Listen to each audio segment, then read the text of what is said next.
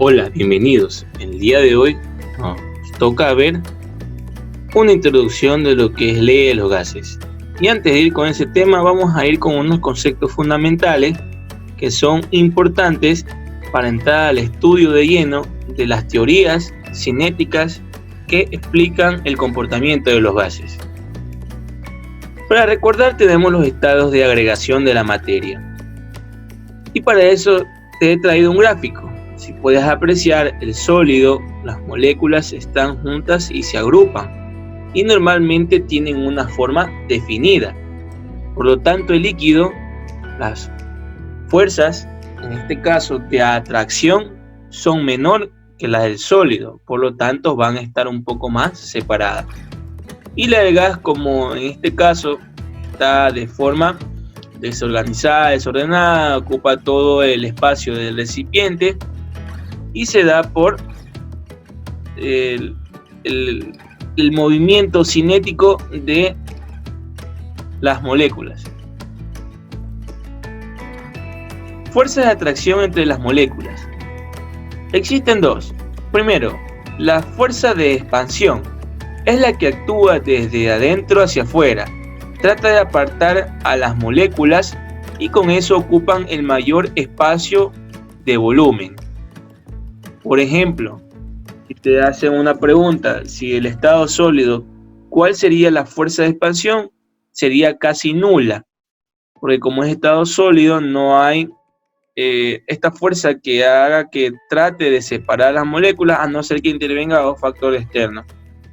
Las fuerzas de cohesión, que en este caso vendría a ser lo contrario, es lo opuesto a lo anterior, actúa de afuera hacia adentro o al interior, obligándolas a que se junten o estén muy cercas. Con estos dos tipos de fuerzas yo puedo sacar el concepto de cada uno de los estados de los gases observando el gráfico de las moléculas. El sólido tiene forma y volumen definida, debido a que la fuerza de atracción es mayor que la fuerza de repulsión. Líquido tiene volumen definido, pero forma variable, ya que depende del recipiente que la contenga. Hay equilibrio entre su fuerza de atracción y repulsión. Y la gaseosa no tiene ni forma ni volumen definido, ya que su fuerza de repulsión es mucho mayor que la de atracción. Te traigo una pregunta para ver qué tal nos va. ¿Qué ocurre con las moléculas de un líquido cuando disminuye la temperatura? Y vamos a ver cuáles serían las opciones. Literal A. La fuerza de cohesión se presenta más que la fuerza de expansión. B. La fuerza de expansión se presenta más que la fuerza de cohesión. C.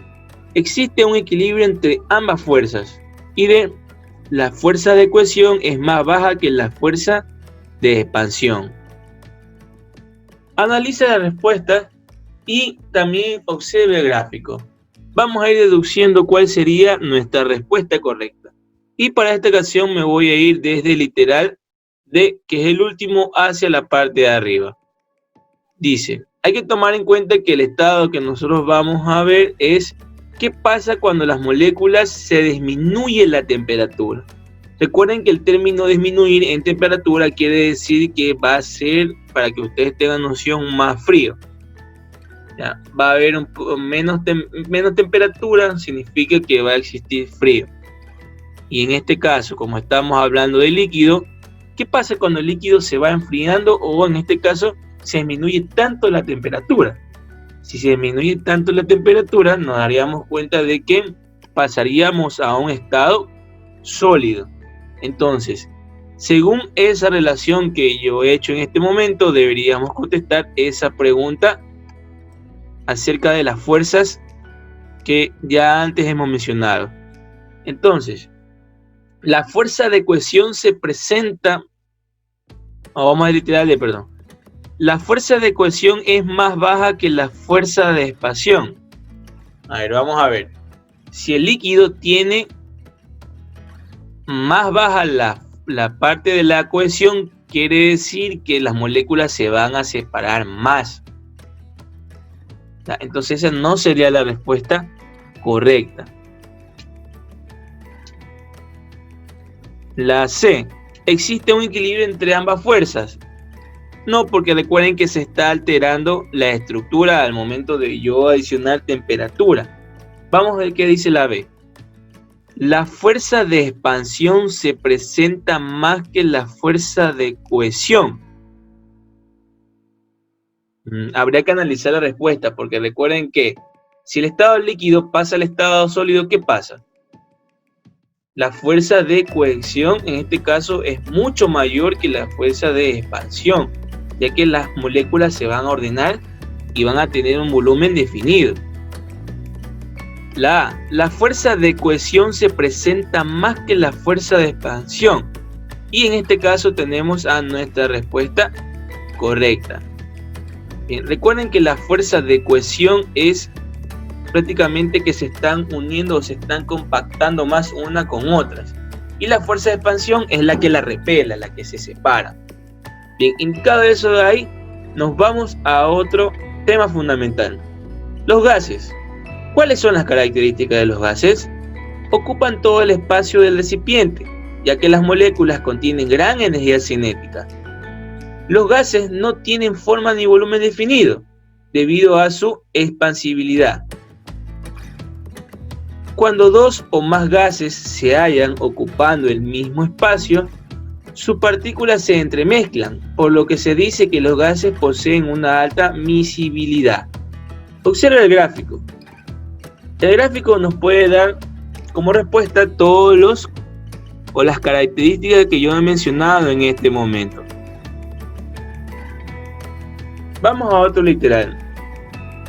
Se encuentra en estado gaseoso en el ambiente. ¿Qué cosa? Vamos a ver qué tipo de gases se encuentran en el ambiente de forma natural.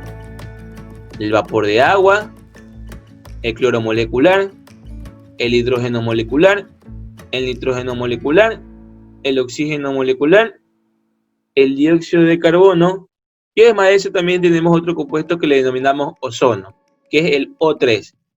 Son estas sustancias que están en estado gaseoso que se le encuentran de manera natural, que no necesitan ningún procedimiento para poder encontrarlo de esa forma.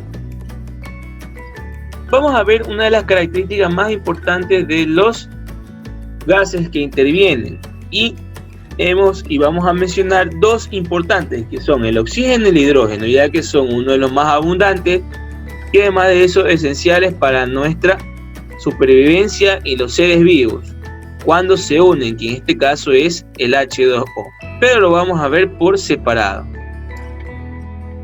El oxígeno, ¿cómo nosotros podemos obtenerlo para tenerlo en un recipiente? La forma más común de obtener el oxígeno en el laboratorio es a través de la siguiente reacción. ¿Ya?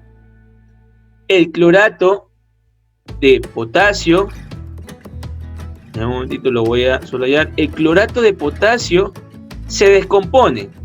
Para descomponerse necesitamos el óxido de manganeso, bien, como catalizador, no interviene en la ecuación, solo ayuda a que se dé. Es más o menos como la fotosíntesis, que sin la luz solar no se da.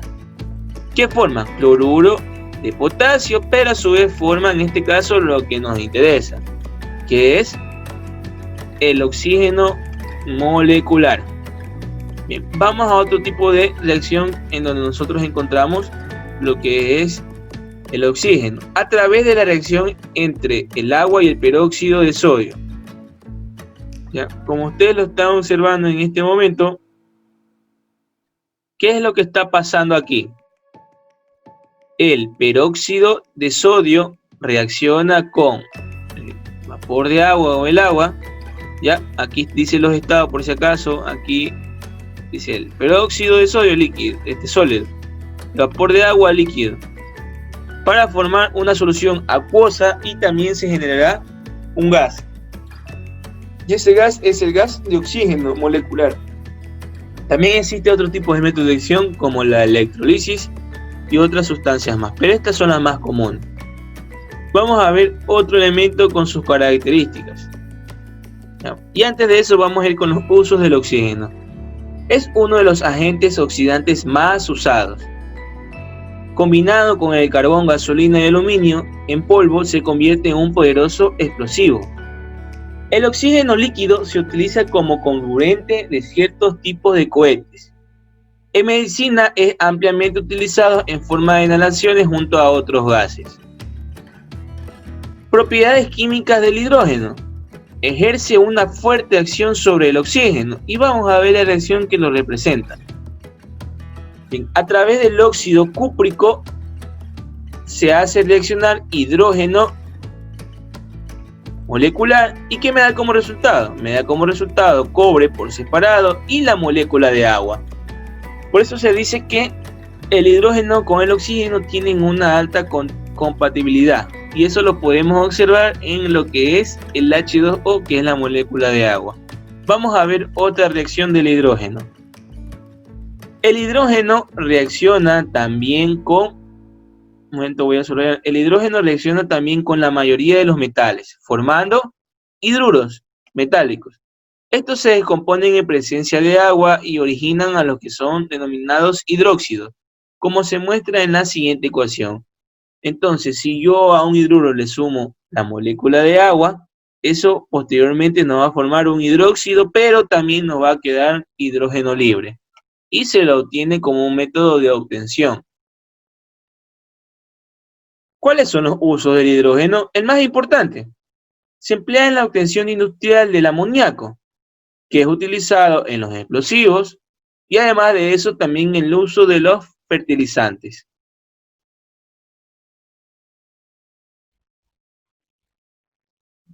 ¿Qué es la contaminación atmosférica? Y eso nos interesa bastante, ya que vamos a hablar mucho en estas clases y en la próxima acerca de la contaminación y más que nada de la atmosférica. Ya que estamos hablando de los gases, sabemos que va a afectar de una u otra manera. Entonces vamos a ver, cuando los gases cambian notablemente y se altera la composición química de la atmósfera a través de la industria, los vehículos, los automotores, los refrigerantes, los aerosoles, que son muchos gases que se emanan a la atmósfera, pero no siempre nos van a dar o va a causar el mismo resultado. Sabemos que de una u otra manera perjudica o hace daño en diferentes aspectos, pero en sí, ¿en qué afecta? Va a afectar en este caso al efecto invernadero y va a contribuir al calentamiento global. También va a contribuir a lo que es la lluvia ácida y al smog industrial.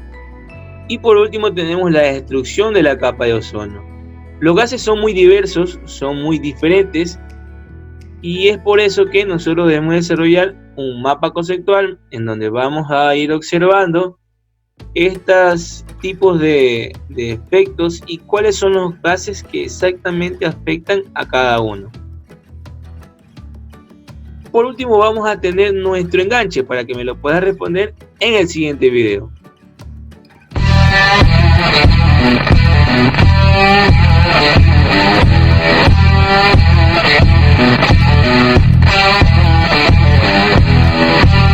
El aire de la atmósfera vamos a